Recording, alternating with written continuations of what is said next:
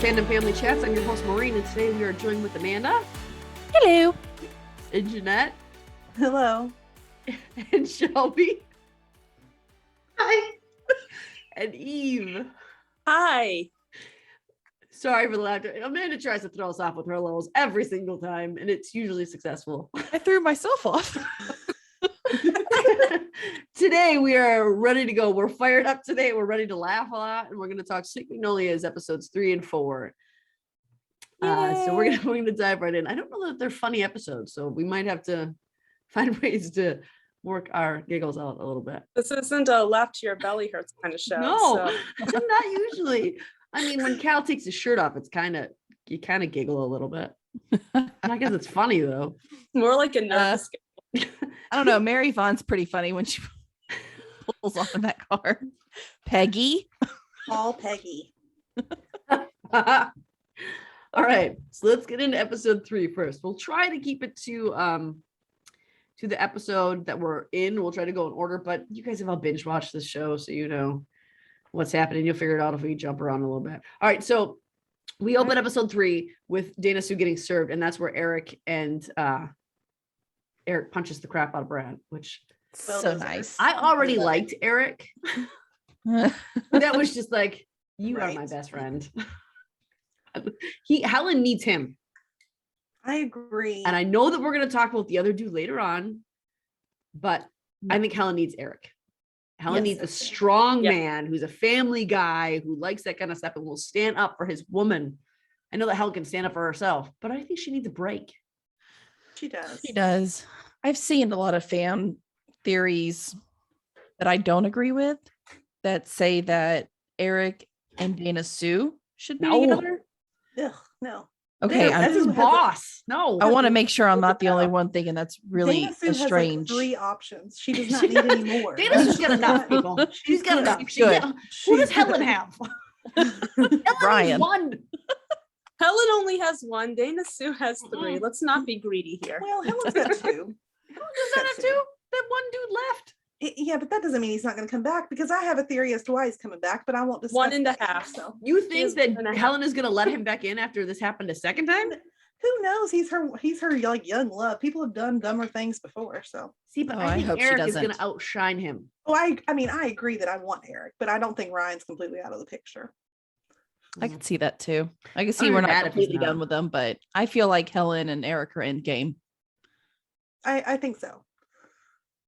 Which, I mean, she can't just have like a perfect fairy tale romance in this show. Something has to be dramatic. Yeah. But her dramatic is she's as old as she is without children, which she desperately wants, and she didn't have any prospects. That's her drama. Does she need Yeah. more than that? Oh, I'm sure they'll throw something at us. Helen is my favorite. I don't want her to go through bad She's things. my favorite too. I agree. I want Helen to have a rosy, sunshiny life Good things need to happen to Helen. constantly, every moment of every day. Yes, I totally agree. All So- of them. Well, yeah, Helen more than the others. I don't know. Poor Dana Just- Sue, man.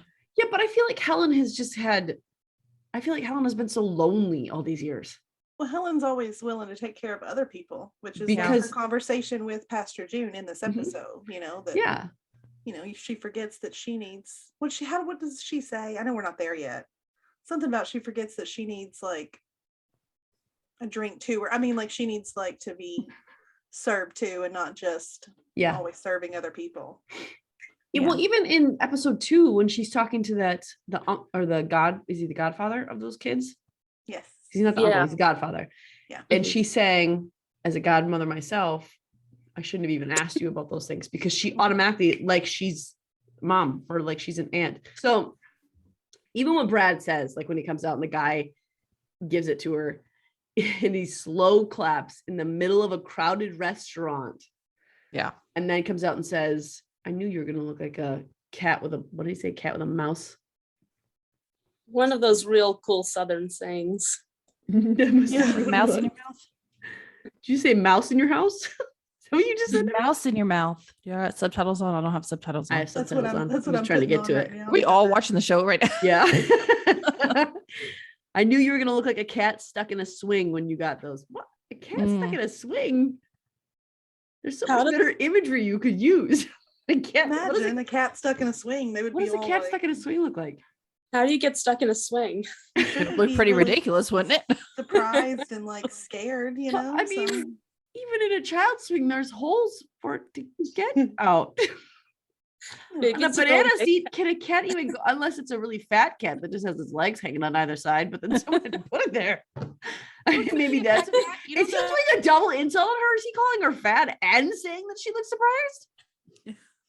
If so, I mean, it was So- a pretty No, I clever think way he's, to I put hate it. that guy. oh, he's awful. Yeah, when I saw that scene, I was like, you got fired for drinking on the job and now you're suing your previous employer Wrongful for it. termination. Wrongful delusional. termination. I'm like, you've got some real chutzpah there. Mhm. I like that. That guy, oh, he's the worst.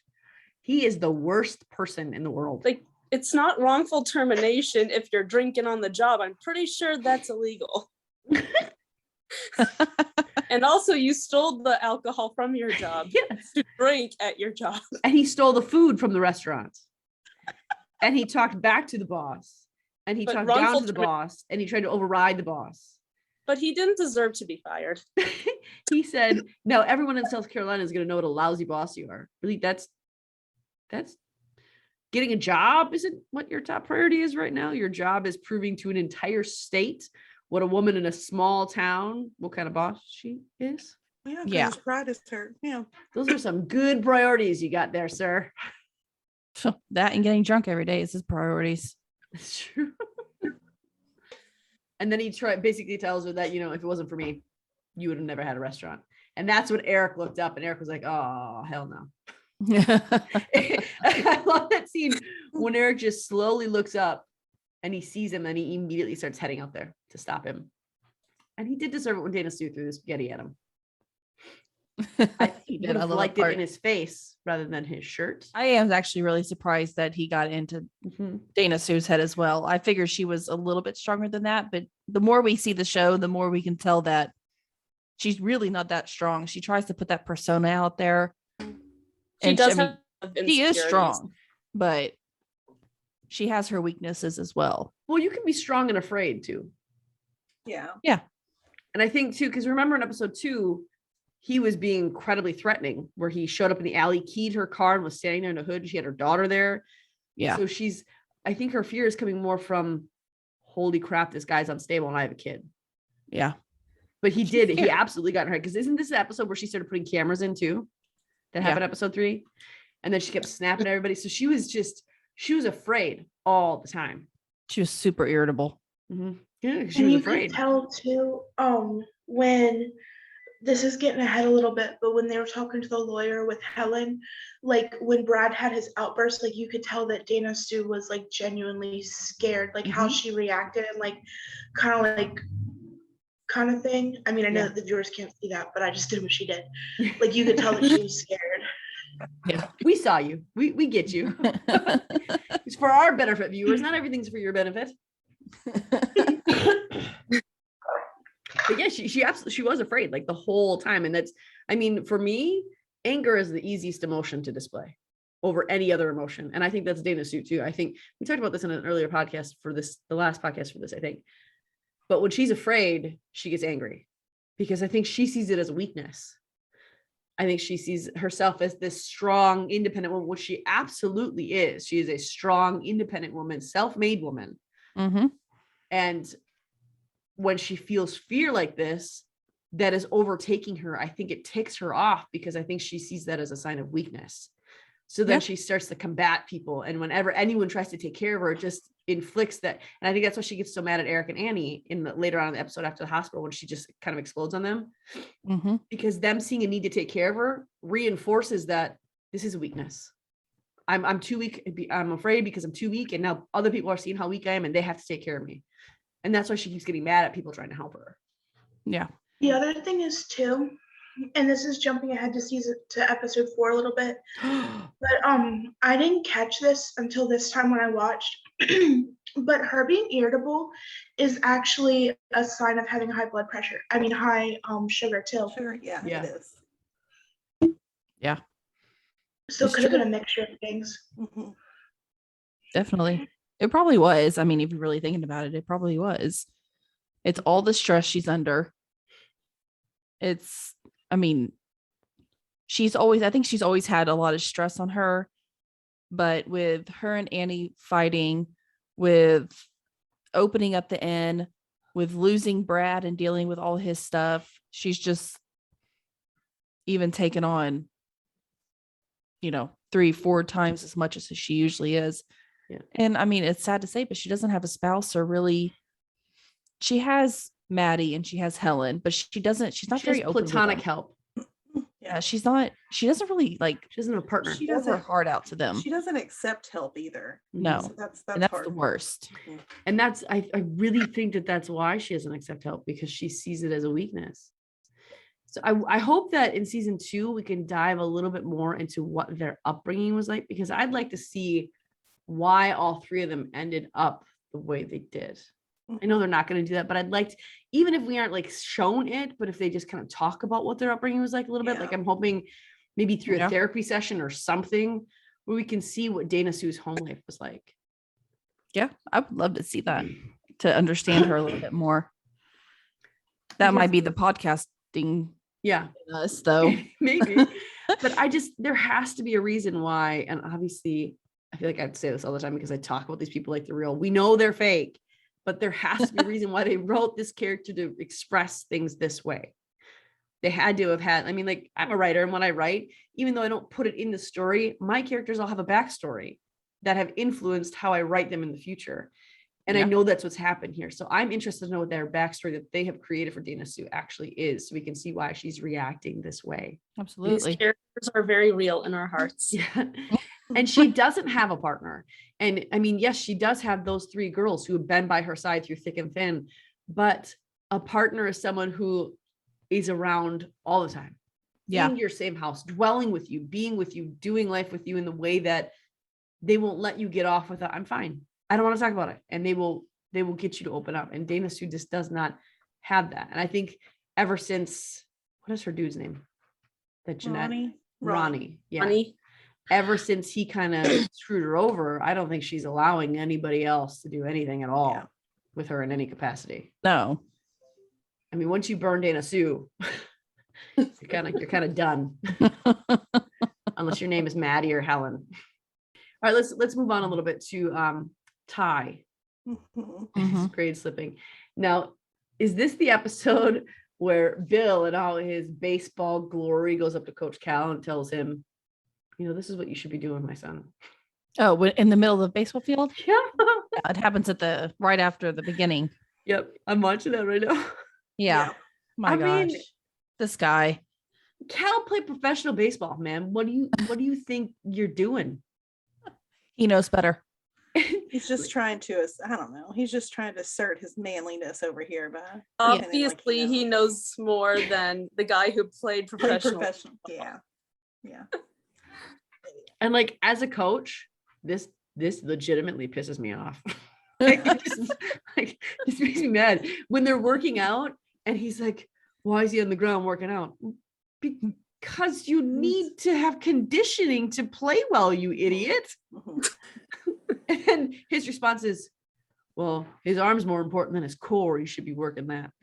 Oh my God. And he questions why Jackson is the one pitching. And he's like, because he needs practice. I mean, like, I don't know.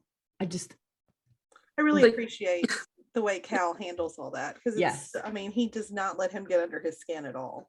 Like, yes, Shelby.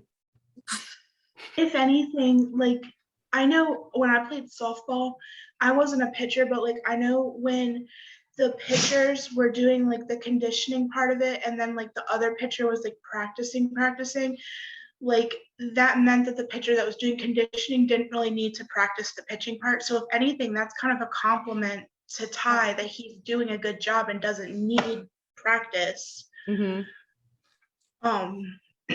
of course, Bill just takes everything the wrong way, and he thinks that he knows everything. So that's exactly it. He is it's all about Bill. He is such an egotistical narcissist. He is. Yeah. He's not gonna. I mean, I prefer talking about him to Brad, but still, Bill's an idiot. Mhm. Bill's Just an idiot in my opinion, whereas Brad's like actually an evil person. Like, Yeah. Bill's just Bill's a stupid. har- yeah, I don't Bill's think a he's a har- bad guy. He's just really just an- self-absorbed. he's ultimately harmless, but he's just an idiot. Yeah. And I don't think Bill's a narcissist. Brad is the narcissist, but I like calling Yeah. Bill a narcissist because it brings me satisfaction. Bill is self-absorbed. Not quite a narcissist, but definitely self-absorbed. very self-absorbed. Narcissist is Maureen's version of cursing. So Yes. I mean, it's a pretty horrible insult. So yeah. What are you gonna say, Amanda? Oh, I have no idea. Guys, those thoughts go in and out fast. They don't stay around. But it feels to me like Bill is trying to do two things here. One, he's trying to show Ty that, hey, I'm the big man. I've got all the stuff. I can do all the things. I picture him like, I don't know if you guys ever watch any Monty Python, but there's Me. yeah, the silly walks that John Cleese does in I can't remember which one it is, but that's how I picture Bill in his head. Like, just kind of a little silly walk like Monty Python in his head. And so he goes up there and he's trying to like show Ty how great he is and how good he is and look at this, but he's also trying to show the coach, I'm better than you. Mhm. Yeah. It's like he's jealous of the coach when it comes to Ty. Because a professional baseball player who has a solid job, continuing to do what he's always been good at, is really going to be jealous of a divorced father of 3 with a mistress with a baby coming, and the town hates him. That's who Cal's jealous of. his kids don't want anything to do with him. Just That's the person to be jealous of. yeah. And part of me thinks that Bill just wants him to be jealous rather than thinks that he actually is. I don't know. Do you guys think that, or do you think that's in my own head? Maybe. I mean, Because he sees how Cal and Maddie are getting along. mhm. He definitely seems to really want to get under Cal's skin, but Cal's not having it all. He's like, dude, I really don't even care about you. Yeah. And I don't think, I mean, even at this point, it doesn't have anything to do with Maddie. No. I think the whole thing is more about Ty, that he doesn't want to lose being that man in Ty's eyes. Because probably prior to the divorce, he was probably Ty's type hero. You know, I mean, I could see that's probably the relationship they had, and he probably feels like he's lost that, and Mm-hmm. he's trying to hang on to it. I don't know. Yeah. Well, and in the last episode, Maddie and Cal sat down without Bill to have a conversation about Ty. Yeah. And she did tell Bill that. And like even in this episode, Cal brings it up to him. He's like, can we sit down and talk? The 3 of us. So I think that it does have a lot to do with that, with how Ty views him. Yeah. But I do think that Bill is suspicious of Maddie and Cal too, because Bill did it. Bill went and slept with somebody else. Mhm. And I think that any attractive guy who is even saying, hello, how are you, to his ex-wife, Yeah. is gonna be like, oh, so you sleeping with him? And I think even if there's no validity to it yet, I think that Bill still has that mentality. I mean, once you cheat, you're just going to assume that the one you cheated on is going to be sleeping with everybody. Mm-hmm. I think too, he Well, just doesn't, at I least if mean, your name is Bill Townsend or you're an egotistical. even though he messed all of this up, he doesn't want to lose his place in the family. And I think that's what he feels like it's happening. That's a really good way to put it, because he still kind of does try to be the head of the house when he's But he's not in the house. man. Yes. I mean, you lost that. You threw that house away. Mhm. Literally. Like Bill. I really don't like Bill. No, I don't either. See, you guys say like Brad's so much worse than Bill. I don't know. They're on almost the same level to me. Bill's I not think trying to they're- physically harm or Yeah. intimidate or put someone in a mental institution. And I think Brad's trying to do that with Dana Sue. Yeah. I think Brad wants a restaurant and he's trying to get her to Oh, lose he everything. does.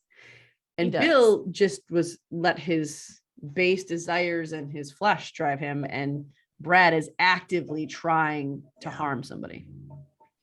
Yeah, I Do mean, you I think Brad Bill's would actually Davis. harm her? Or do you think Yes. he'll just threaten?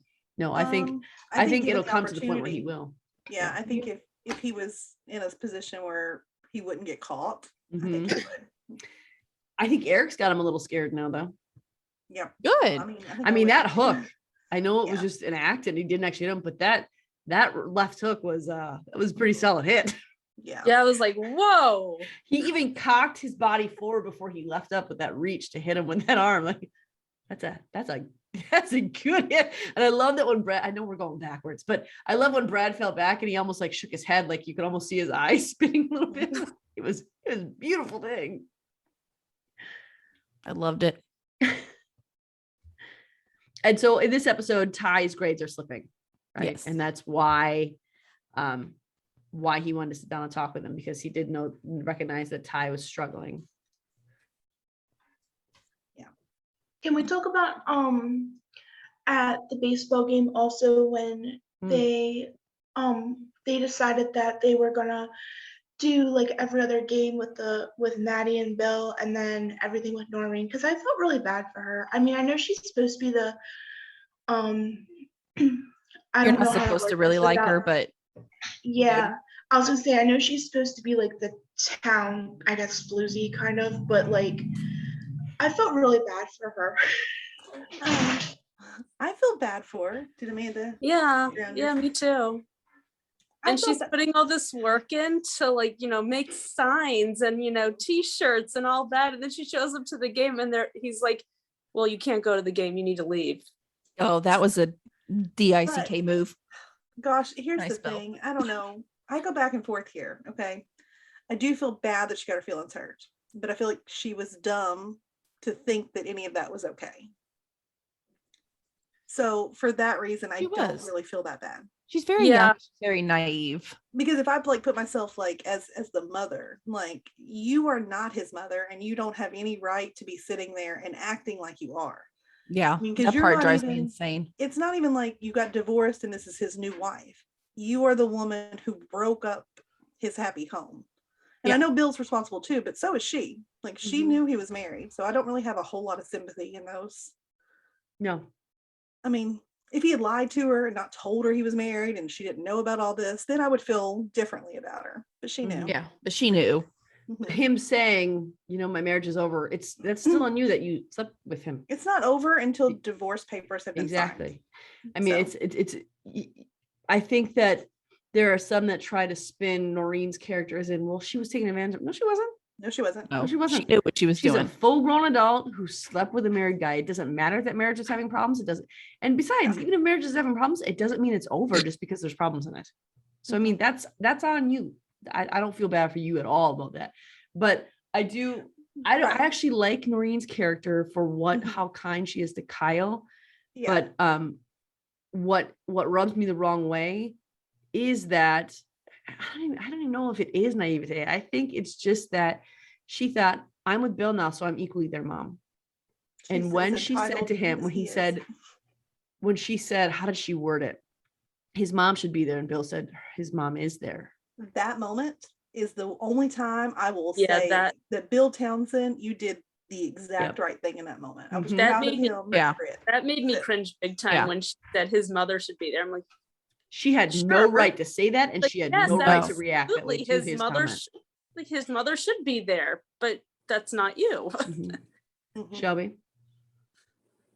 I think in her head, she's trying to be the supportive stepmom, but like she's overstepping the stepmom bounds, if that makes sense. I do think she's trying to do the right thing, but I'm glad that the coaches have spoke up and told her that this is not the right thing and that you're out of line here Mhm. because she is. But like, I don't know, like at the games and stuff, she is doing too much. And I think that is distracting Ty because it's one, he's upset that his mom's not there and it's her. And then she's drawing attention to herself. And then on top of that, what's his face is making fun of them in the dugout as well, which doesn't help things. Yep. And that kid.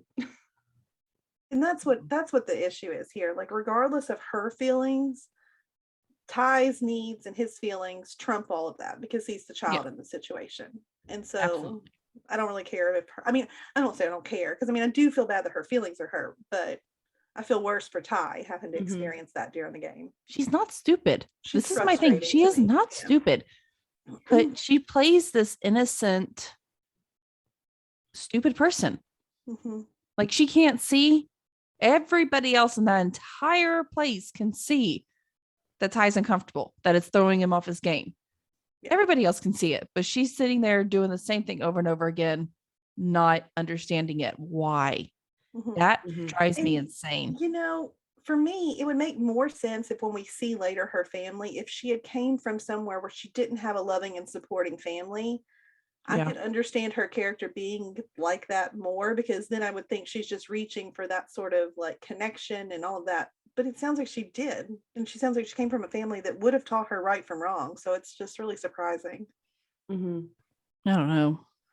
Go ahead, Jeb. I felt really bad for Ty when, and this is jumping a little bit too, but when he was saying about when everything happened with Maddie and Cal, and how Mary Vaughn's rumor mill, that's what I called it, Mary Vaughn's rumor mill, like basically ran it all through the town.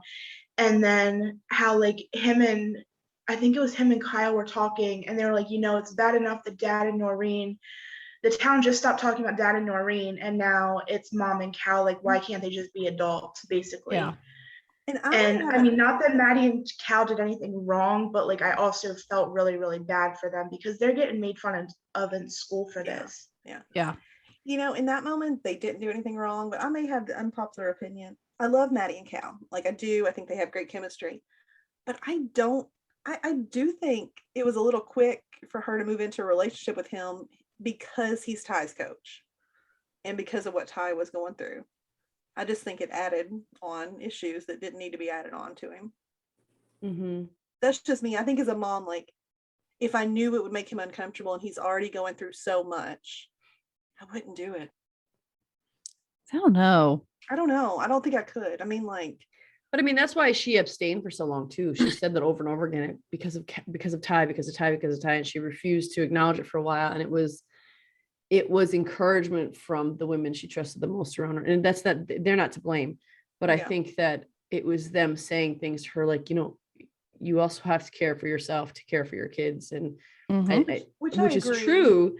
But I do think that it could have just like if she and Cal would have Waiting. had a conversation and said, you know what, obviously there's something here. We just Yeah. need to wait. Well, and that's what I know she said she would talk to Ty first, and she did before. I know this is a different episode, but I'm just saying it.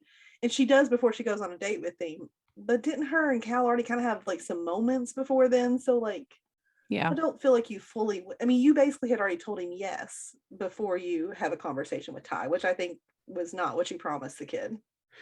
Well, I don't think she should get his approval either. And I don't think that's where she was going with it. I think that she just wanted him to know and be aware. Well, and I don't think it's necessarily approval, but I think she deserved I think he deserved the conversation of how is this going to make you feel before I agree to doing it. Yeah, that's I true. don't know. That's just me. But But I'm not, I'm happily married. So I mean, I don't know how to put my, I mean, but I would Yeah. think that I would feel a little differently. I'd be Mhm. focused on making sure my kids were okay first. Yeah, and that's what I mean. I think her and Cal should have sat down and had a conversation and been like, we need to wait. Yeah. Because, I have these kids, even if they waited to the end of baseball season to Mhm. figure out what they were, to figure out how they fit and how they connected, Yeah. Yeah. and then sit down with the kids and say, okay, this is what we are now, this is what's Mhm. happening, and because I think that what Bill did, he obviously didn't ask anybody's opinion. Right. He obviously just was like, and I think that was probably kind of traumatic for Ty to be like, okay, Yeah. well, none of my parents care. Mm-hmm. But I think And with I just want to go back to the Noreen thing for a minute for her at the baseball game. I think that I think there's two things at play here with her. I think that one is that Ty loves his mom. And before Bill left the family, they were this picture perfect family.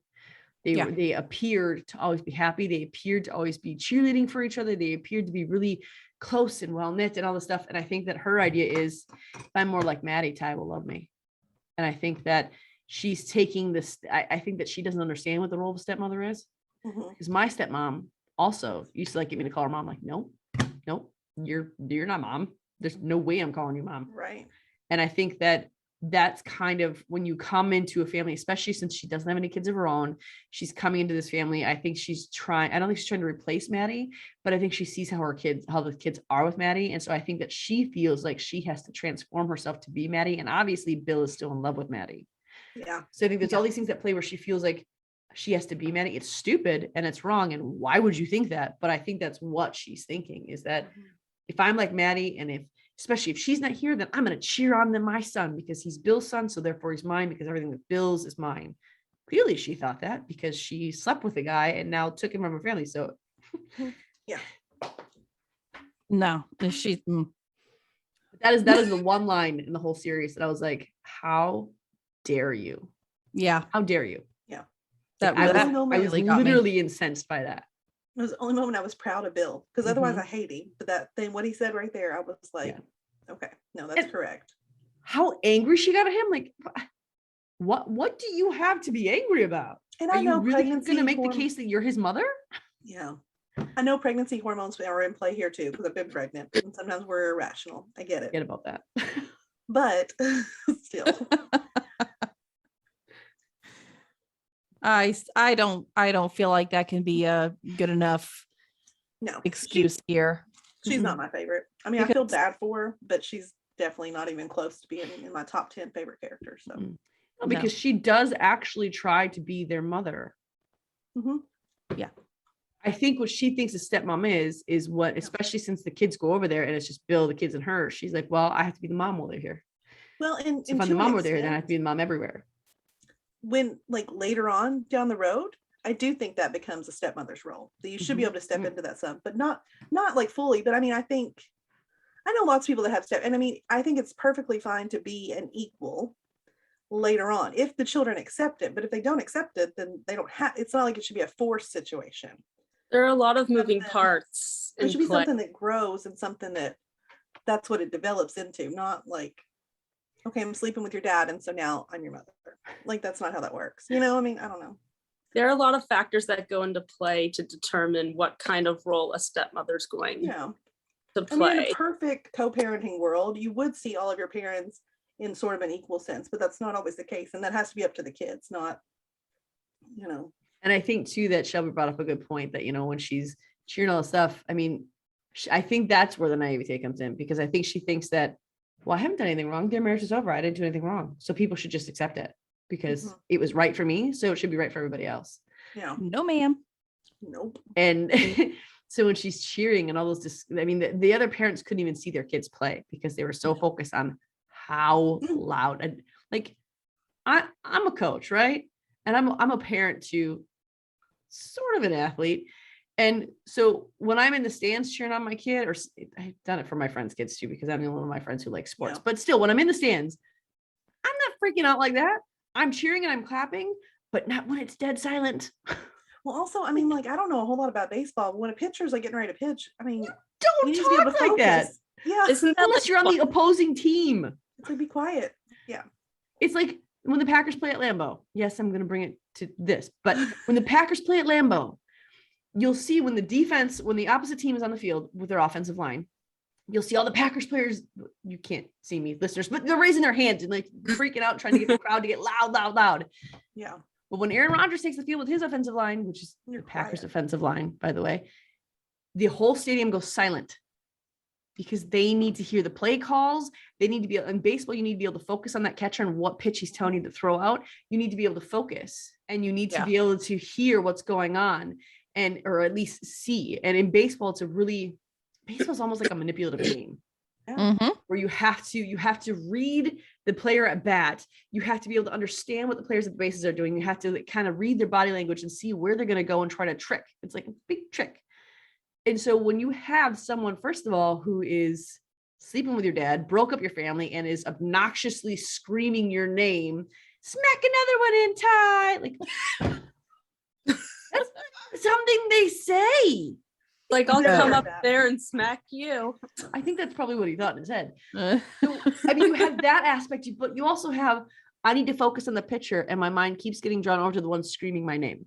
yeah. So, I mean, and then when you have Jackson there, there's so many things that it's almost intentionally. And I think it is intentional on Noreen's part a little bit. She wants Ty to know, I'm here, I'm right here, I'm right here. Look at me. And I think that is part of her goal. Mhm. Yeah. Yeah. Absolutely. What, Shelb? Like I know when I used to play, like when the pitcher was pitching, like you were completely silent because then like if someone was stealing the bases, that's on the pitcher to throw the ball at whatever base that the Yeah. person's stealing. Yeah. You have to pay attention to the batter and see, because like the ample time to throw a good ball is if the batter's not paying attention, if they're Yep. playing with their feet, or like I don't know, not to sound like you're cheating or nothing like that, but like No. basically you have to pay attention to the batter and see. Sometimes the the catcher will do like little signals to you to know like what kind of ball to throw. I mean, maybe not in a high school league, but still like Yeah, at they the do. same time, you have to be focused. Yeah. And her screaming in the stands, trying to make it all eyes on me, isn't her letting, like, she was screaming at the wrong times, if that Yeah. makes sense. Like cheering is one thing, but being over the top is another thing at the absolute wrong times. Mhm. I mean, you cheer when you strike somebody out or when somebody hits a home run. Like these are when we cheer. Like you don't cheer right before they get ready to pitch again. Yeah. No. It's there's nothing to cheer for there because there's nothing happening yet. Right. So why doesn't Bill say something to her? He can't. Why? Because you watch when she cheers, you watch the look on Bill's face. Bill's annoyed by it. Bill can't stand it. But He's trying to Annoys keep me. if he says something to Noreen one in public, they're gonna because Bill is so egotistical. I think that if he's gonna say something to Noreen in public, his thought is, "Oh, they're gonna know that I know I made a mistake, and I can't make this look like a mistake." Yeah, that makes And I think sense. the other aspect is too. Look at what he told Noreen. His mom is there. Look at how she overreacted to the truth of his mother is there. If he looks at her and says, and because he did say one time that she's got to quiet down, and she was like, "Why? It's our son. I'm going to cheer on our son." And she got loud about it in the crowds. So I think that he feels he can't say something to her because everyone will know he made a mistake and he knows it, but also see that she's a little crazy. I think, like, as far as he goes, a lot of things are about the public eye, and that wouldn't be good for the public eye. Yeah. Like, he's already kind of messed up. It's a small town. His name's being spread all over the town as basically a cheater and someone that did Maddie wrong. He's already the enemy. And then if he goes and he's saying something to a pregnant woman that makes her mad in a public place like that just makes him look even worse than what he already looks. That's a And good point. Noreen, like you said, overreacts about pretty much everything. So Yeah. If I was Cal, I would definitely have Noreen going down history as that parent. Cal was so annoyed. Oh, Every time he looked over at her, it was just like, "Yes, Cal, I feel you, man. That is me." I put her liked when picture up on the put her picture up on the dugout with a cross through it. You're not allowed here. There's a picture of Noreen's face. Don't be a Noreen.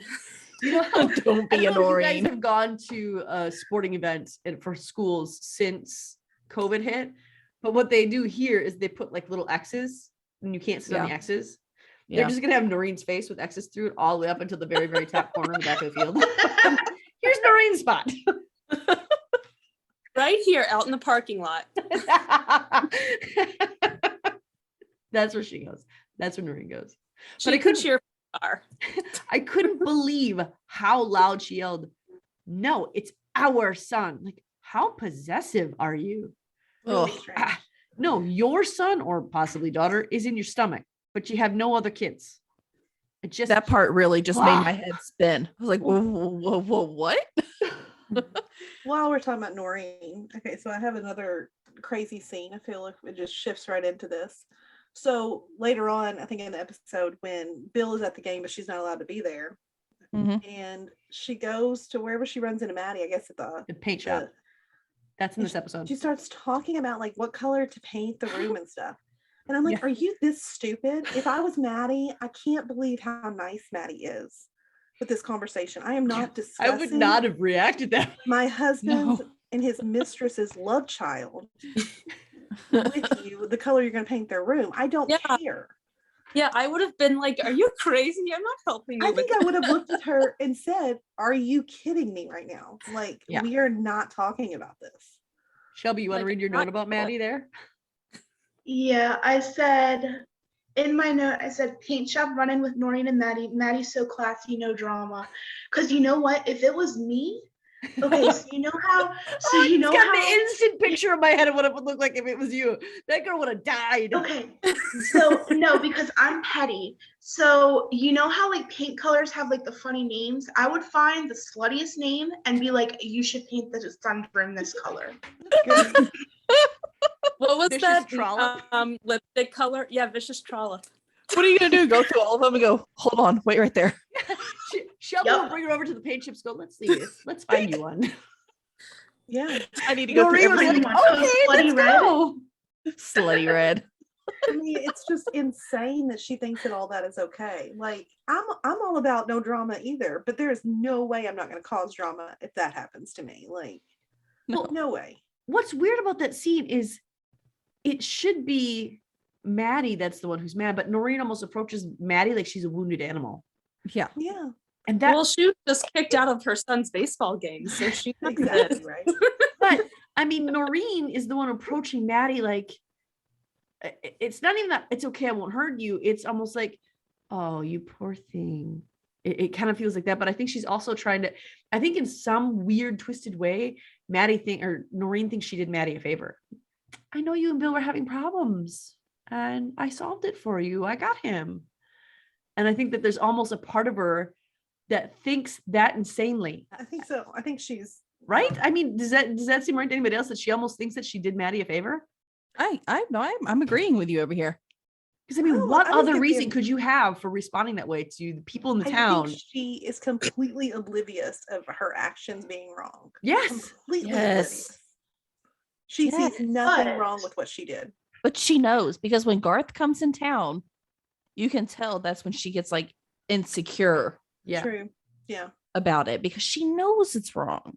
Yeah. But I think she's insecure because of how Bill is treating her. Because at this point, by the time Garth comes into town, Bill is kind of pretty over the whole new baby spend money thing. Yeah. And Bill is kind of starting to turn from Noreen at this Mm. point. I think that's what she's more self-conscious about than the fact that she did something wrong. What were we going to say, Sean? But yes, this is petty.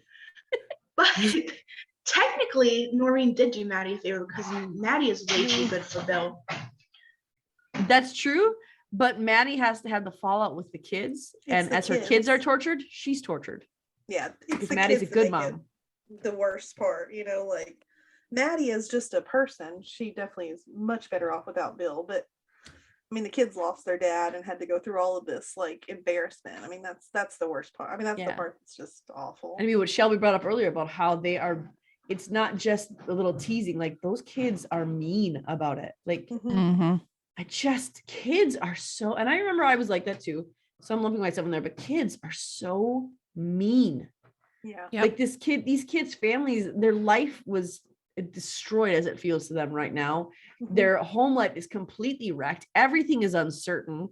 There's so many things that are up in there. There's so much pain and trauma in there. And kids are using that to make fun of them. Like, Yep.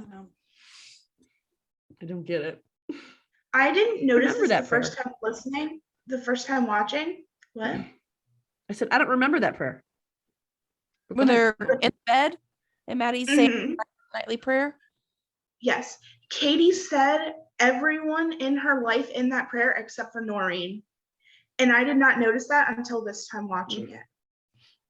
No, she doesn't, does she? And no, and I think honestly, like, I don't know that much about kids, but with her being as young as she is, like, young kids pretty much see the good in everybody. And for her to see the bad in Noreen at that young age, I think that kind of says something too, Yeah. at least Well, in I my think opinion. she probably sees it as, because doesn't she also say something about like wanting her, like fixing her parents, like, or Mhm. getting them back together? So I mean, she's young, but she's not young enough to understand that Noreen is the reason why her parents aren't together and they don't have their happy family anymore. I think she sees probably that. knows. Yeah, she sees that Ty doesn't like Noreen. Yes, that's That's what. what I was And saying. she trusts, I think, Ty enough to where she's like, hey, if he doesn't like her, Mhm. I'm not gonna like her. Yeah. I And think we that's also see what you brought up earlier, Amanda, about the like hero complex between Bill and Ty. She Mhm. probably saw Ty as a completely different kid when Bill was still at home. Yeah. And now she sees how different Ty is, how angry he is all the time. Remember that scene in I think it was 2, when Noreen, or 1 maybe, when Noreen came to pick up the kids instead of Bill. Ty was like, I'm not going. And Katie said, I'm going to stay with Ty. So she sees how he is now and sees how angry he is at Noreen. Yeah. That I think that's because she's kind of nice to Noreen when remember the ice cream thing. She was nice to her Yeah. then. And she wasn't like, she didn't talk bad to her or anything like that at all, even remotely. But but I think that she just sees how different Ty is and how much Ty can't stand her. Yeah. I think a lot of it has to do with Ty. That poor kid though. I mean, he's kind of a jerk, but you totally understand why. because I don't think that's what his natural bent is. And I don't think that he enjoys feeling this way at all. I think he's just this constant, like, what other shoe is going to drop? What other thing is going to happen? And you can see that in the slipping. The reason the slipping of his grades is such a big deal is because he's never had slipped grades before. Yeah. Yep. And I mean, he's kind of old enough now too, where I think he sees through the crap, and he kind of understands more what's going on. Kyle sees the good in Noreen, which is good. Like, I like her and Kyle's relationship, but Ty's the one getting made fun of at school too. We haven't really seen Kyle, if I remember right. We haven't really seen how Kyle's reacting to it. Ty's the one that's more like getting made fun of, and which it's mostly Jackson, but yeah. Well, and I think like they're Kyle runs older. with a different crowd of kids that probably aren't as focused on, like, I mean, Jackson's trying to cut Ty down because he's jealous of him, basically, I think. And I mean, it's awful to say, but I don't think that the divorce is affecting Kyle as much, because it sounds like he didn't really have much of a relationship with Bill. He's never paid attention. So it's not affecting him. Whereas Ty and even Katie, it sounds like maybe they did. And so their world is a little more turned upside down. Kyle's her classic middle child. Yeah, I mean, that's how it is. He did say in the later episode, because I think he and Ty were trying to go to school, and Maddie and Bill were talking, and he was like, "Oh, it doesn't matter. It's not like he's going to see me anyway." It was in the first episode when Bill came over to the house. Like, oh, you. And Ty was like, "Don't go in there. Don't go in there." It's like, you poor little baby. Yeah. Sad. I do love. I don't love the language, but I like Shelby's note on Bill. I just feel like the listeners would appreciate that. I very much love the language, by the way, Shelby. It said, Bill is a phallic symbol. Bill's an eggplant. Eggplant. Oh, now. Let's talk Annie. Annie and Dana Sue. Annie frustrates me. Yeah, she frustrates me. I made a face. Annie frustrates you? Annie does, yeah. Really? They both frustrate me in the way they communicate with each other. It bothers me. That's my thing. I feel like it's both of them. I'd agree with that, but Annie is just, I don't tolerate disrespect very well. Well, Even if you're mad, even with my kids, like if I do something, like the other day, I screamed at my kid for taking my makeup and she was super disrespectful. And I realized I was the one who lost my makeup, not her. But even in that, I was doing something wrong. I expect you to be respectful to me. I don't care. But I will also give you respect. So I wasn't being disrespectful into it. I genuinely thought she lost it. So she was justifiably upset, but you still have to respect me. Be mad, but you're going to be mad respectfully. And I don't think Annie does that. It's just how much she blames. And maybe she blames Dana Sue because Dana Sue's the one that's there. And it's just easy to take it out on. And I'm sure that's it. I mean, I was a pretty angry teenager too. So, I mean, I get it, but. Okay. As someone who has an attitude problem and Ew, wait, ew. There's nobody here like Please that. do not talk about Jeanette like that. as someone who had an attitude problem and pretty much did treat my mom like crap, I get the whole like angry teenage daughter thing. And I think that part of it is she blames Dana Sue. Well, I know that part of it is she blames Dana Sue for for Dana Sue and her dad breaking up. And like, as someone who holds my dad on a pedestal, I feel like I would be the same way, kind of, even if my dad cheated on my mom, like what happened.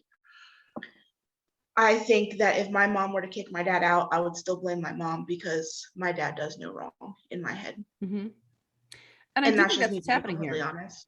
But that's why it annoys me. I agree. That's disrespectful. Why it annoys me too. Well, it's just that, I mean, like, if she didn't know what was going on and she was oblivious to it, okay. I think she is a little bit though. I think you're old enough to, at least you couldn't have been completely oblivious that if your dad was out treating your mom like crap. Yeah. I mean, I don't know. I don't see how you would be. I don't know. But isn't it that Ronnie cheated on her? Is that what it is? Because I don't think I'm really clear on what it is. Well, maybe. See, I don't know if I'm clear either. We don't really know for sure. So I think that's the maybe problem I don't here. See it. But I think that's the problem here. I don't think she discusses Ronnie at all with Annie. No. Maybe I that's the think it's- problem. I mean, I know exactly. that you don't want to give your kids don't need all the gory details, and that's fine. There's some things they don't need to know, but they need But to know the truth as Then much you as see you these can text give 'em. messages from Ronnie saying, you know, I wish your mom will let me back home. I'd really like to come back Yeah. home, but your mom won't let me. I And know, I'm Dana trying to Sue not is just blame not Ronnie. is choosing not to say anything about her dad. I think it's Yeah. partly because she knows how close Annie is with her dad and how much Annie loves her Yeah. dad. And part of her doesn't want to ruin that, but Mhm. also I don't think she really wants her daughter to know how she was treated and that she allowed it, because it sounds to me like she Yeah. allowed it for a long time to go on. Again, that's another weakness thing. I get why she is the way she is.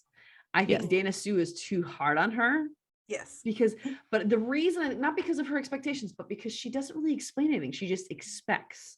And that's a problem. So I get why she's mad. I just wish that she could be mad respectfully.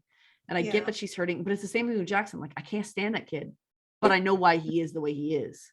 Mhm. So that's like a struggle for me in these characters of the show, because, and it's a sign of good writing and good acting that I can so completely get angry and not stand them, but also be conflicted about feeling that way about them.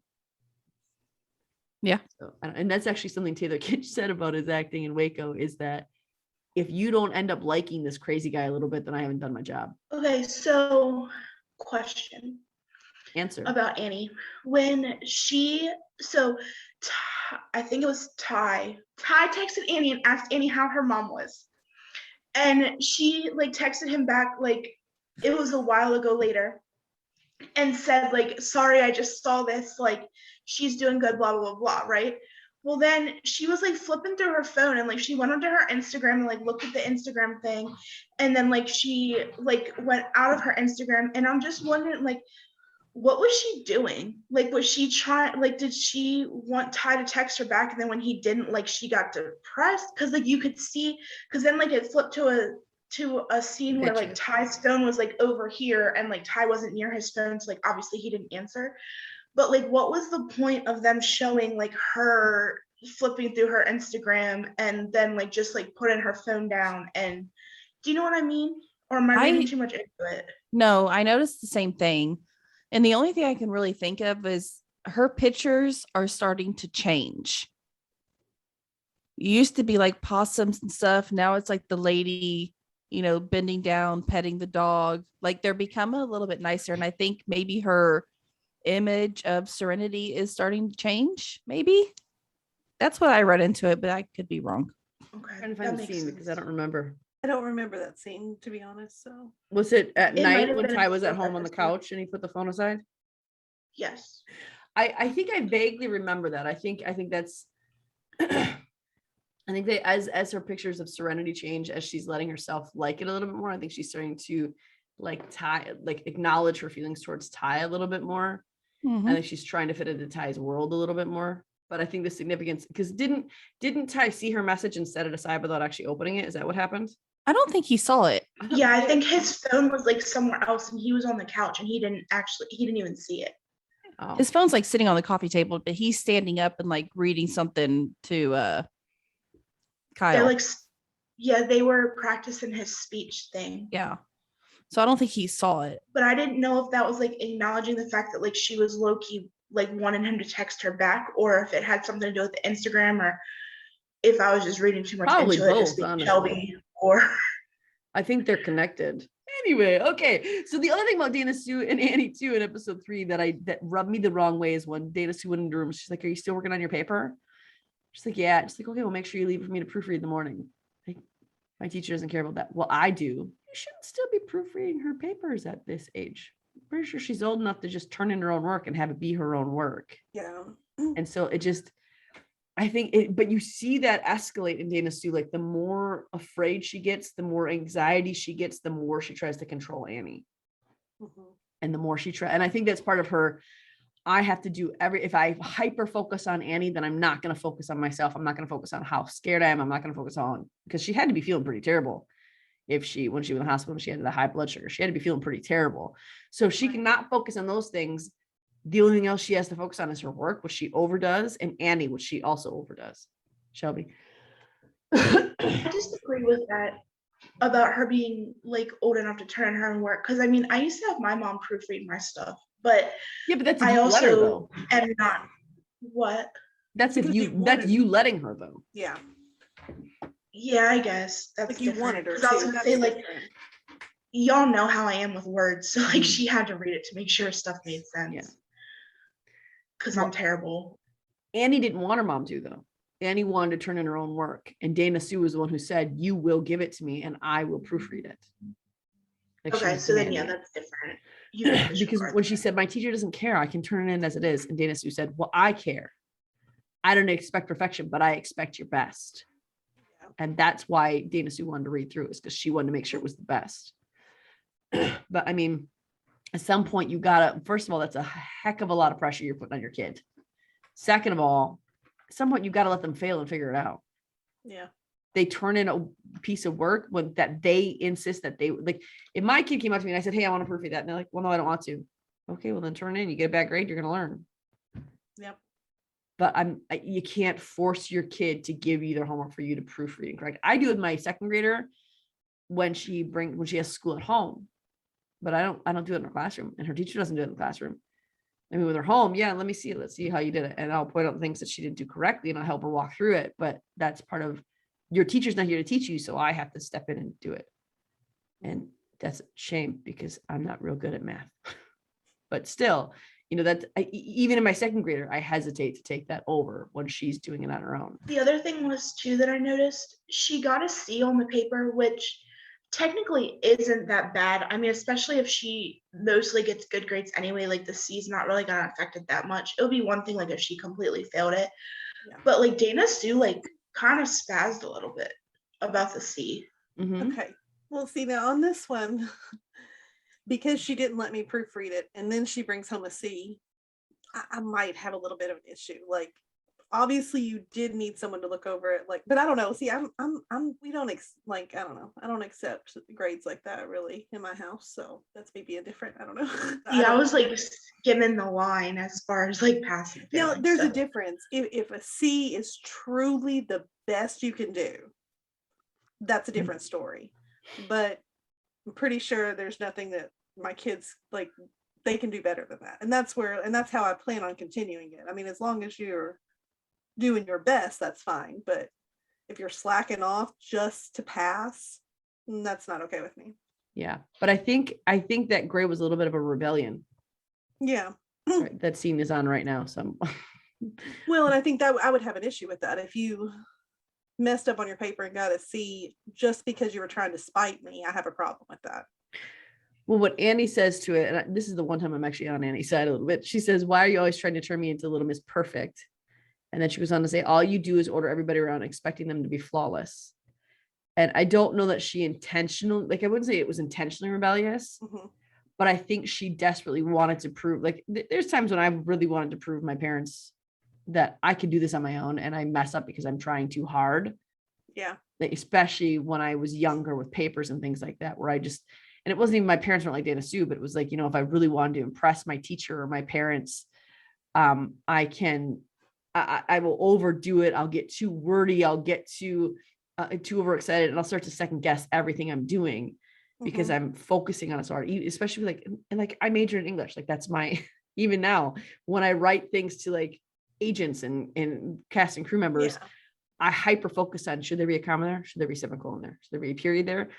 And it's just because it's in my head and I have this pressure that I put on myself to be perfect. Annie has it from her mom, that pressure to be perfect. And she so badly wanted to prove her wrong. I think that she overdid it. So, and Yeah. I think there was a little bit of rebellion. They're like, no, I'm not going to let you do it. And that's what I meant. It's like, I'm not going to let you proofread it. I'm going to do it by myself and you'll see. Yeah. But then she overdid it. And I think that she was also very just sick of being forced to do things without, and Dana Sue doesn't have a lot of respect for Annie either. That's true too. I mean, I think they're both at fault most of the Mhm. time. And when Dana Sue says to Annie, "I don't expect perfection, I expect best efforts," she said, "It's okay to mess up." Annie says, "It's not. No, it's not okay. It's not okay around you." And then she said, "When someone screws up, you get mad and yell, oh shoot," and just like tells her all these Yeah. things because that's exactly what happens. Dana Yeah. Sue says things, but she acts the Yeah. opposite. And I agree with that because I agree with what she's saying because that's my philosophy. I expect best efforts, but that's Yeah. not what she does. Yeah. So that's the problem. Give me 1 second. I just want to get her words right. No, it's not Mhm. around you. When somebody screws up, you get mad and yell. And then Dana Sue's excuse is, I might lose my temper sometimes, but when I do, I apologize. And it's just, that's not the point. And she's not seeing the point that, hey, your words hurt her. Yeah. And then Annie comes in with that dig of, did you apologize to Brad? Which I actually legitimately wanted to smack her then. Well, I know. Me too. I didn't like that part. That made me mad. Michelle? The one thing though I can say about Annie and Dana Sue's relationship, because we're on this, but this is the 4th episode. After, like, when Dana Sue went to the hospital after she fainted and stuff, this is episode 4. Like, you could tell Annie was genuinely like concerned about her mother, and I think that she probably regretted how she was acting because of the fact that like she probably thought like, oh, I could have lost her. But then also when they got home and like Annie was getting rid of the sweet stuff, like I know she thought that she was doing what she needed to do, like as her daughter, like she was trying to be supportive of her mom and like trying to make things easier for her. But like Dana Sue even snapped out about that, and Annie was just like trying to help, you know what I mean? Yeah. And I think part of it was that Annie was doing that because she knew her mom wouldn't do it for herself. And I think that she, as her daughter, I think she thought she had to, because my mom's certainly not going to take care of herself. My mom's certainly not going to get rid of this stuff. So I have no other choice. I have to be the one who does this. And I think Dana Sue took that again as a sign of weakness. Yeah. You don't need Absolutely. to help me. You don't need to do this for me. And I think she said something along the lines, didn't she, of, I can do this myself. I'll take care of what I need to do. Mm-hmm. But you don't. Mhm. And everyone else around you sees you don't. And that's why so many people want to help you. But she just sees it as such a huge weakness, which is such a shame, because there's so much potential for so much more intimacy with her daughter and connection with her daughter if she would just stop being that way.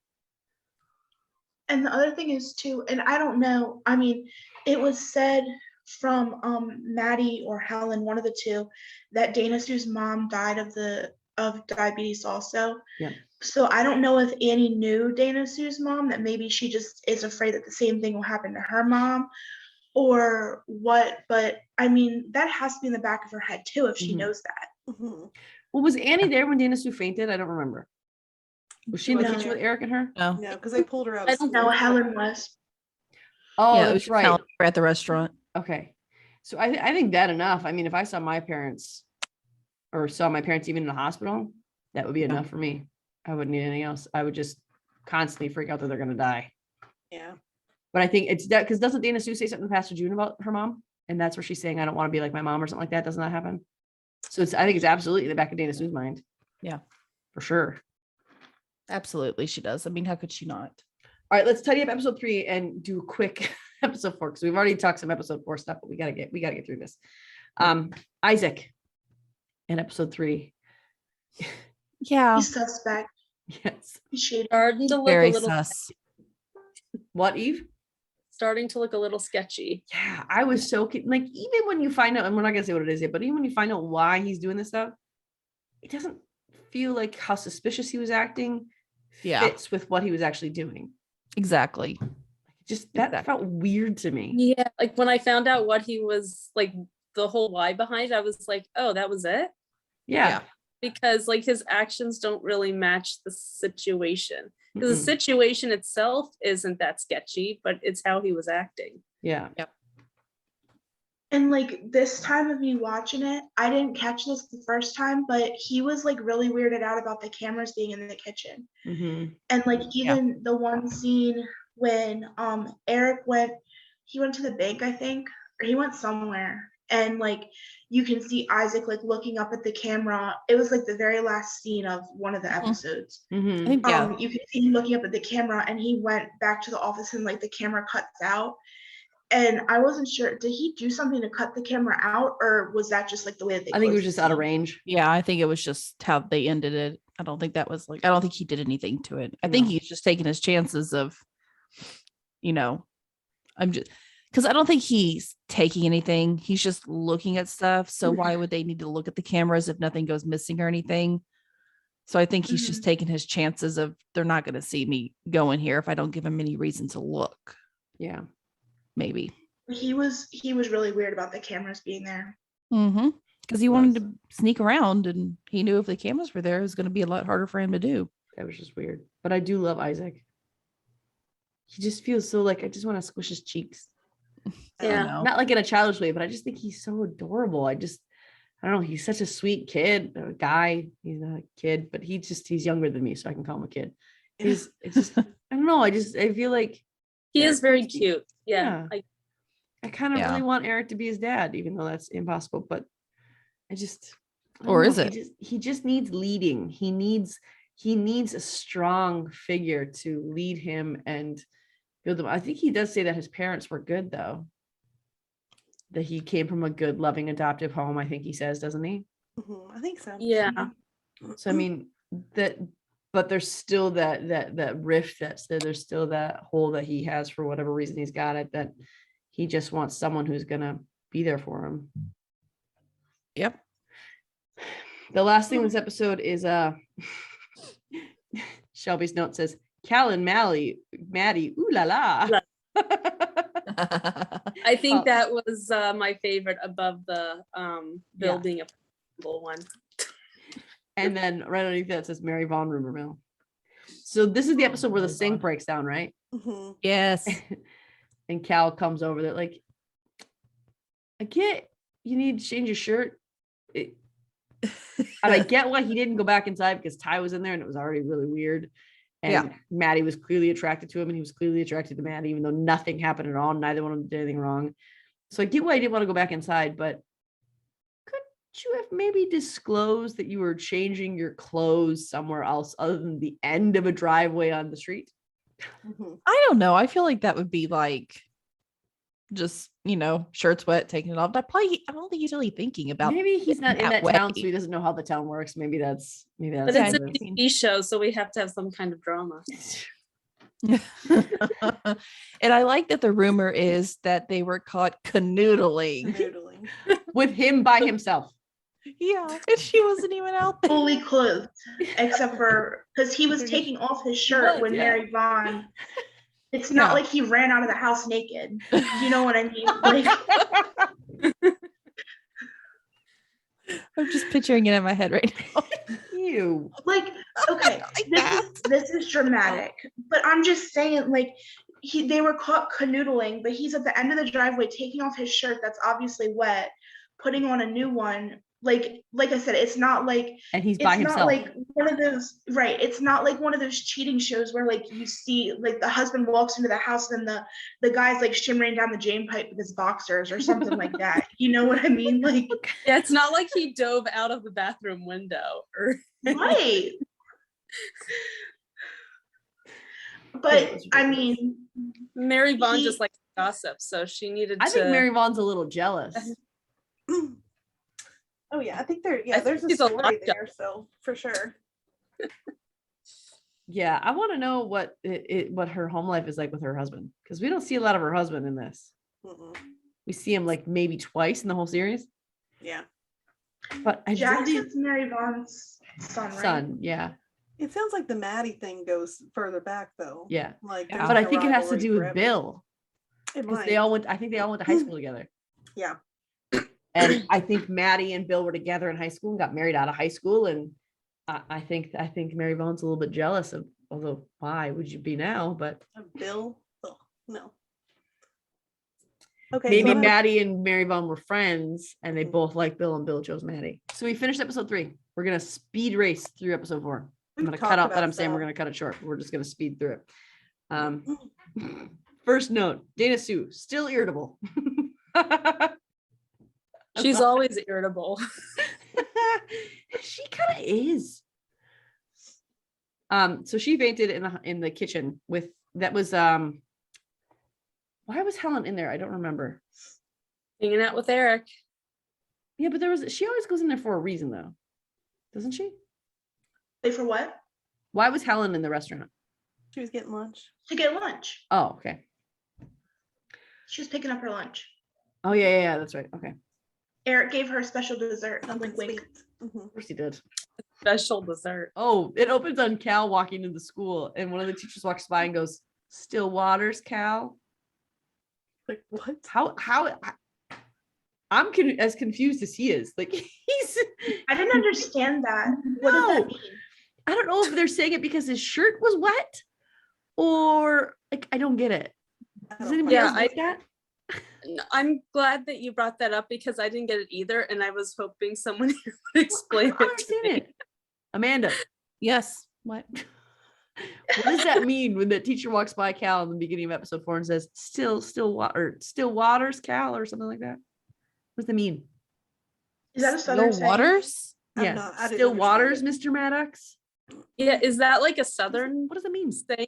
Not we've that never- I've ever heard of. Hold on, Hold on, I'm gonna Google it. I Yeah, am Google too. Poor Cal looks so completely confused. Yeah, Like I was us. with. I was like, I'm with you, Cal. I don't know what the heck you're talking about.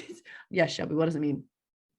Okay, I think I'm not sure for sure, but I think it's like they were like making this the statement "still waters run deep" like shorter, and it says that it means commonly taken to mean that a place of exterior hides a passionate or supple nature.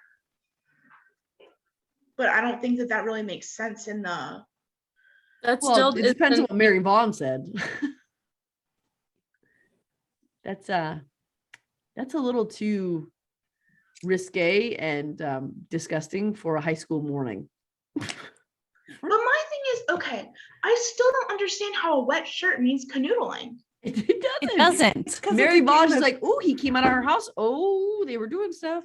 Well, it's a Because it's game of far from- telephone is what's happened. I mean, Yes. just like, everybody's like, oh, this happened. And then the next person gets told the story gets changed and the story gets changed until it's the them fish just canoodling. gets bigger and bigger every time. Yeah. I mean, that's what's happening. Even the assistant coach comes up to me and says, morning, man. And I do mean good, given the night you just had. Like, Yeah. So by the time it got to his wife, it has become canoodling, So So Ty and Kyle, let's just kind of focus on them for a minute. We got two subjects to talk about them in episode 4. One is that because of this rumor, and that's the other thing that bugs me about Mary Vaughn. Like, do you not care how many kids are affected by your idiocy? Like, what kind of person are you that you are going to disrupt? I mean, she knows what these kids have gone through. Her So maybe that's part of it self-absorbed. because she's mad that Ty is the lead pitcher or the starting pitcher on the baseball team. Maybe that's what it is. Maybe that's all it is, and that she doesn't like Maddie because Maddie's better than her, which she actually is better than her. She just doesn't think. But Mary Vaughn's Or feels she more than doesn't just care. gossip, though. Mary Vaughn's feels targeted and malicious. Yeah. She has something. there's I think she's in definitely love with Paul. With who? Paul. wrong show. Oh gosh. What are we Oh, talking about? Who's Paul? Well, Amanda's I'm talking thinking about Jenny and Georgia Jenny and right now. We're Georgia. talking about Ginny and Georgia, and which I Cynthia, think she is in love with Paul. because Cynthia and Mary Vaughn are like Oh, the 'cause same character. I was just Oh. posting to Jenny and Georgia, and I don't know. So my you, mind do you was- think Mary Vaughn's in love with someone or no? No. wrong Okay. show. Just gonna I keep that part think out. that it's kind of like the cruel summer thing with Cindy and Kate's mom. It's like a rivalry. I can't say that Rivalry? word. That, Rivalry. yeah, that was from Facade? when they were kids, That and now part. the kids are like rivalries together too. Yeah. Yeah. And I Definitely. think that because the only people that you really hear gossip about is Townsend's. It's the only people you really hear gossip about. Well, She's but they're the. We'll beef with them. I But think it's just I- because it's time. Like the gossip's on them right now. I feel like if there was something else, we'd be on to somebody else. But I think that they're searching for it though, because that Cal thing was reaching. So I feel, and maybe that's just me, but I feel like Mary Vaughn is reaching to destroy Maddie's name and in that her family's name. That's what it feels like to me. Yeah. Because even with like Dana Sue and Brad and Eric, even that, like, yeah, people knew about it, but even that wasn't gossipy. I mean, Brad got punched out by her cook. That could have been a whole line of gossip. Brad Yeah. served her papers. That could have been gossip. Ryan came back to town and was with Helen again. That could have been gossip. None of that was gossip. So it felt like Mary Vaughn's was very targeted in all the crap that she did. So, I Yeah. mean, she's destroying Ty and Kyle by this. So Ty and Kyle go to school and it's not just, and it's a shame because Jackson's the one leading the team and mocking him about Cal. And of course, there's when you're in a competitive sport, and if there's any hint that you might have an advantage over someone else that's unfair, such as you're the coach's kid or your coach is dating your mom or your dad or whatever, that's like sharks going to bloody water. And I think that's kind of what's happening there with that team. And it's a shame because Ty didn't even know, for goodness sake. He had no idea. And they just attacked him. But it's not only at the game either, though. Like No, Jackson was doing the whole like pregnant belly thing, and Cal called him out on it on the team. But then also when Ty was trying to do his thing, which he was like his speech or whatever you want to call it, which he was already nervous about, Jackson was being a smart aleck too. Mhm. Yeah, Yeah. it was. I don't It like was that everywhere kid. he went. And I love seeing this sweet relationship, this sweet moment come out in Kyle and Ty, because I Yeah. don't think those two have ever related on anything ever. They're No. so polar opposites. And I loved watching Kyle work with Ty to get that speech done. And I love that Ty actually took what he said seriously. I love that Ty actually pressed into it. And I also love seeing the vulnerability of him in front of that class. Because yeah, I think a lot of it was because he was getting made fun of, but everyone sees Ty as the popular kid who's really good at baseball. And he's a star, and everyone praises him because he's a star in the field, that they forget he's a kid with vulnerabilities. And so it was nice that was written in there, that you can see that he does have a little bit of insecurity. He does have a little bit of fear. And the last bit of Ty's speech, I forget exactly what it was, but like I feel like it was pointed towards Jackson too, because then Jackson stopped making fun of him. Totally forget what he said, but it was something kind of smart alecky, but like also it resonated with his speech, but then Jackson stopped making fun of him basically. Yeah. And that teacher couldn't have said anything to Jackson. She said to Ty, focus. Like, you just saw what he was doing. Yeah. Okay, I'm going to read his thing. Okay. He says, Puritans prized conformity. They couldn't question the rules, and an infraction was punished severely. Any infraction was punished severely. In comparison to Hester Prynne, the townspeople shunning her came across as cowardly and pretty darn pathetic. And then Jackson pouts and turns around and rolls his eyes. That was good. That was a nice shot that he took of Jackson there. I like that. Oh yeah, it was. It was pretty smooth. was good. It was a Nice good one. tie-in to the Puritans too. I mean, that was beautiful.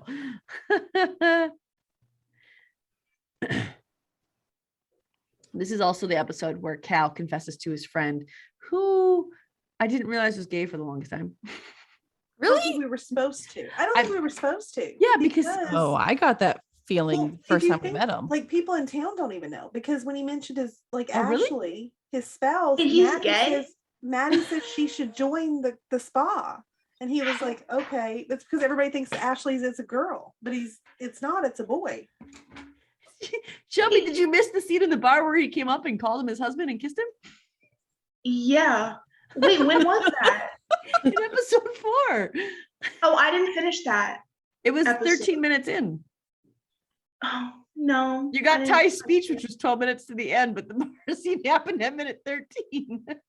No, I didn't catch that. Well, I had a migraine, guys. It's all right. He does It's start been- appearing after that. Like at their opening, he's there with his husband. Ashley is there with what is Yeah, no, I didn't catch I that. remember the husband's name, but I don't remember Cal's friend's name. What's his name? Trotter. Trotter. Because he's one of my favorite characters in the whole show. I love him. I adore I him. love him. Yeah. I love him. But it was like when his husband came up, I was like, "Whoa, wait, what? What?" It's because his name was Ashley, and I think we Yes. all just assumed that it was a girl every time he talked about her. And he was working in a spa for women, and Mhm. usually trainers are, and you just whatever. But I do like that scene. That's where Cal confesses to him how he feels about Maddie. Mhm. I almost called her And Maggie. Cal apparently had been talking to him about Maddie before. Mhm. He just was calling her the mom. Yeah. And then they put 2 and 2 together. Yes, exactly. And I love Cal and Trotter's relationship. I think it's one of Yeah. my favorite ones in the show, other than obviously the top 3 of Helen, Dana Right. Sue, Maddie. But I love I love Cal and Trotter. I love how Trotter Trotter? speaks to him. Yeah, Trotter. he's the trainer at Oh. the spa. When they were at the bar and that lady came up to Cal and was like practically throwing herself at him, and Trotter was like basically kind of like enforcing it, but like subtly. It cracked me up, like the faces he was making when Cal was turning it down. Yes. Like, Cal's heart's for Maddie. Ooh la la. I I do love them together. I don't really have like a TV crush on anybody in this show, but A little bit on Ronnie for me, but that's because I have a crush on him previously. I was watching the bar scene again. His husband doesn't. This is the reason you missed that he was gay, is because his husband doesn't come in that bar It's scene. not till like the last episode or so. It's like a big surprise. I thought it was sooner than that. I swore, because it's before he starts dating Maddie. Made me seem like I was crazy. It's not even in that It's- episode. I mean, well, You've seen the show before. the show right? before, correct? Wait, what? You've You've seen seen the the whole show show though, before. right? Yeah, but I don't comprehend stuff right. You know that. I forget a lot. okay. So the last thing we have to talk about in this is Ryan comes back to town. Eric gets a little jealous about him. Eric doesn't really like that he's here. And Ryan pretends like his big issue is that, how dare you use my aunt's house for something else? Yeah. But really his issue is, I need to see you. I miss you. I heard you're doing this. It seemed like a perfect opportunity to try to get to you. And that's what he's doing. Was there anything Was else it- that happened with Ryan and Helen that's specific that we need to talk about? Their steamy past. We don't know that. Do we know that? I didn't see the rest of this episode. Do we know that yet? We do because Okay. I hadn't seen this. I can't remember. Helen was talking to somebody. I think she was talking to the girls, and they said that he definitely came back. Like, or no, when he was talking to his aunt, and she said, like, don't lie to yourself. Like, you didn't come back because of the house. Like, you came back for Helen, but you're just basically Yeah. in denial about it. I Yeah. mean, those weren't the exact words, but. Yeah. They had that conversation. And then there was another conversation with the girls that, like, they were saying that, like, they felt that they would be endgame because they were so about each other, basically. Mhm. Okay. Mm-hmm. Get Last thing everything? is Dana Sue talks with Pastor. Did we talk? Oh, enough yeah. about that? We talked about that a little bit, but A not. little bit. We touched on it about the diabetes part. I know they did the whole, the pastor said to Helen about how she needed to basically ask for help, and then that's when Helen hired all the plumbers in the city or whatever. Mhm. And like Skeeter, I was kind of surprised because my dad's a plumber, and like they take their stuff really seriously, and like they're pretty territorial, I guess the word would be. Like, I was kind of surprised that Skeeter was okay with her bringing in all those extra people, to be honest. I mean, I know it's a TV show, but I don't wonder if think part of he it was to really- light a fire under them. I think it was. I mean, I also think she doesn't really care. Yeah. And he knows that, and she's going to do what she needs to do to get her business up and going time she needs to be done. And if he can't Right. do it, she's going to call in everybody else. Yeah. and I mean, I think it was a bigger job than what they originally thought it was going to be. So maybe he was grateful for the help too. Yeah, because if Yeah. it's just, he doesn't really have that big of a team. So when she calls in all these other people to help, they can get it done faster. Because it's not like she's not paying him. He's there, he's helping. But, it just gives Skeeter some extra hands and some extra help. I mean, gotta do what you gotta do. Mhm. And the way that Skeeter was too, like, I think that he was half worried about his guys, because like he was saying, like, even if they work 14-hour days, we still wouldn't be able to get it done. And I think that, like, with him being, I guess, kind of a small business owner, like, you worry about your people more if you're under a small business than you do if you're like a bigger business. So like, it might have been that he was worried about his guys too, and they figured if there was more people to go around, then they could stretch out those hours a little bit more and not be as long of days. So Dana Sue, I want to go back to Dana Sue's conversation with the pastor real quick, because what she says is that I'm not liking myself very much these days, is what she says to the doctor, or to the preacher, or to, oh my gosh, to the pastor, Pastor June. She says, Pastor June says, doctors and preachers, they're always telling you to get things you already know aren't good for you. And Dana Sue says, and that's the thing, I know what to do. I'm willing to do it.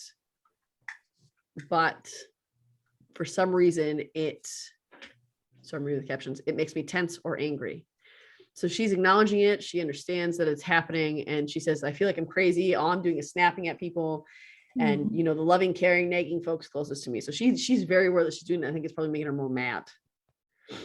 Yeah. And she says, I know they all mean well, but they're all over me and they're making me crazy. And she says, I know I gave him a scare, but I scared myself too. And I think that she struggles with that thought. And that's what she talks about, how she witnessed her mom go through this. So I think a lot of this is her being mad at herself that she can't stop getting mad. And it's just like a vicious circle that does not stop because she's getting mad and then she's mad that she's getting mad and then she gets mad because she's mad. It just, and I she doesn't understand it. I don't think she understands that it's fear is at the root of all this. And I think if she could understand that, and she says, and feeling them fret makes me feel weak. And I hate that. So that's, I got another one right. You guys And can like I tell said me before, how right I was. too, no, we're good. Like I said before. Just the very last thing we need to talk about is the painting that her mom is going to do. Maddie's mom is going to do for the spot. And she's Aw, I thought obviously- her mom was so sweet. Yes, I love how petrified all three of them were. Like, what does her mother usually paint? Is it like naked people? Well, you can tell she's like Yeah, a free it spirit. is. So, you know, they just Well, don't she's- know. Free spirits, so maybe they were nervous because it really could have been anything. Mhm.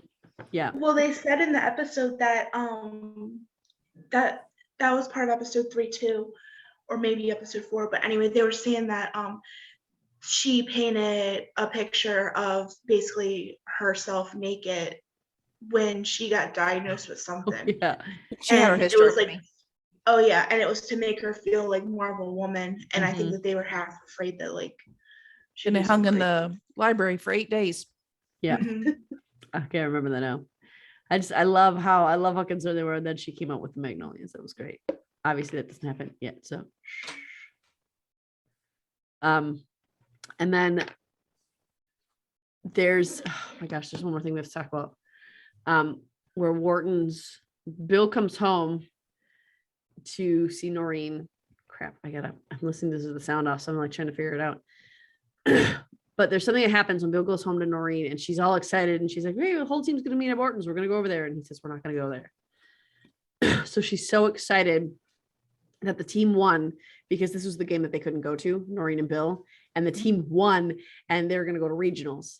And they're so excited. Noreen comes running out of the bedroom, super excited. And she's like, the whole team's gonna be at Wharton's. Let's go. And he says, we're not gonna go. And then, or she says, you should go. I'm gonna stay. And he says, no, we're gonna go. So they go there, and that's when they see Cal sitting with Maddie. Good. That's the thing, and he leaves mad. That's the one that he walks out like without even speaking to his children, correct? I Just think the so, tie he yep. spoke to. And then He he's said, congratulations to Ty. then he's griping the whole way home to Noreen about Maddie being out with the coach. That Don't- scene killed me. I mean, About- like Katie yeah. hollering after her daddy, Oh. like, oh my gosh. Yeah, that So was mad. But that's it, the whole way home. Bill is complaining to Noreen about how indecent Maddie is, flaunting this relationship. Like, Oh, are but you serious? but you knocking up another woman isn't indecent. And bringing Bringing her her to around his to the baseball baseball games. Yeah. But they're gonna get married, so that's okay. Yeah. they That do makes everything better. And the reason that he walked out and left is because Ty said, yeah, thanks for stopping by. And then he looked up and he saw Maddie and Cal. But Yep. it was clear that Ty wanted him to go. Mm-hmm. And then he even says, after he hugged him, Ty says, all right, I'll see you guys. And then he turns around. And that's when both Kyle and Katie both see him leave without saying anything to either one of them. Gives Ty a big hug, says congratulations, calls him his boy, and then doesn't say anything to anybody else. And he says about Maddie, he says, I thought that woman had more sense. Just So angry. here Well, she is out in the open, just out in managed public, flirting it up. Like, she managed to get rid of you, so obviously she has some sense. I mean, and to not just totally lie about Maddie. I mean, she does have a lot of sense, but to be saying it to his fiance. That's the thing. Shelby, I see your hand raised, but 1 second. I just want to say what he said in the car. He said, I mean, has she given any thought to what this is going to do to Tyler? Here she is out in the open, just out in public, flirting it up with the high school baseball coach. Like everything is just fine, perfectly fine. I mean, she grew up in this town. She knows how people talk and gossip and carry on. Are you serious? Are you serious? What a hypocrite. That makes me almost as mad as Noreen saying his mother needs to be at his games. Almost as mad. Shelby, yes. To backtrack a little bit, when they were in the high school and like they decided that Maddie and Bill was gonna swap the games out, and like one was gonna go to one and one was gonna go to the other. Did you guys get the sense that Ty would have rather his mom been at like basically all of them and just left Bill out the picture? Or Oh yeah. He absolutely was I did. reading Yeah. too much into Yeah. that? Yeah. Definitely. He seems to be much closer with Maddie than with Bill. He seemed very disappointed that Maddie wasn't going to be at the game that day, and like not that excited. Like it wasn't like, oh, you won't be there, but at least Dad will be. It was, oh, you're not going to be there and he is, type of thing. Because Maddie's the one who stayed. And Bill's the one who left. Yeah, and like even though he has Bill's I guess acceptance, that's not the word. Operation. I guess I don't know what the word would be, but like compared to the other two, like Katie's Bill's little girl, Kyle's like the one that is like into theater and Bill's not really proud of him, and then Ty's the one that's like into sports, like Bill's boy, as Maureen just said. But like for being Bill's boy, Tyler doesn't really care for Bill that much. Mm-hmm. No, he doesn't. Yep, I'd agree with that. And I mean, poor Tyler's the only one who gets anything from Bill at all. And it's just because Tyler performs well. That's it. That's all it is. That's it. Performs well in something he likes. Yeah, that's insane. The other thing too is that Ryan gives up because he's starting a petition to get the stop on the spa. He lets go of that, and in the end he gives it up, and that's where we find out they have a steamy past. He goes through the house and says all the spots where they were together, and then they make out at the end. And that's how the episode ends. So we do know they had a steamy past for between Helen and Ryan. And then the other thing too is that Helen's desperately afraid of copperheads, and that was brought up in episode 3. So we've been talking for like 2 hours. Is there anything you guys want to say about episode 3 or 4? No. Okay. Are you all muted? Oh, there you are. Okay. All right. No. Well, if that was not enough for you, I suggest you go back and binge watch Sweet Magnolias and then come back and listen to our podcast. And then you will have had it enough. Maybe a couple more times. I don't know. But if you have anything you want to say to us about how we did this episode or what we missed, what we didn't miss, you can reach out to us at familyfanclub2021@gmail.com. You can find us on our Facebook group for Sweet Magnolias, Sweet Magnolias Serenity Family Fan Club. You can find us on Instagram and Twitter and TikTok under FB Family Fan Clubs. We run all those things. We do all those things. We try to put fun content out for you. And please remember to subscribe to our podcast. And remember to share it with your friends. The more people we have subscribing, the more people we have listening and watching. You can watch us on our YouTube channel for Fandom Family Chats. The more people we have watching and viewing our podcast, the more content we can give you that's better and exactly what you want to see. So keep doing that. Keep sharing, keep watching, and we will see you on Wednesday where we will be talking about Ginny and Georgia. So that's it. Have a good day. Have a good week. Bye, guys. Bye. Bye.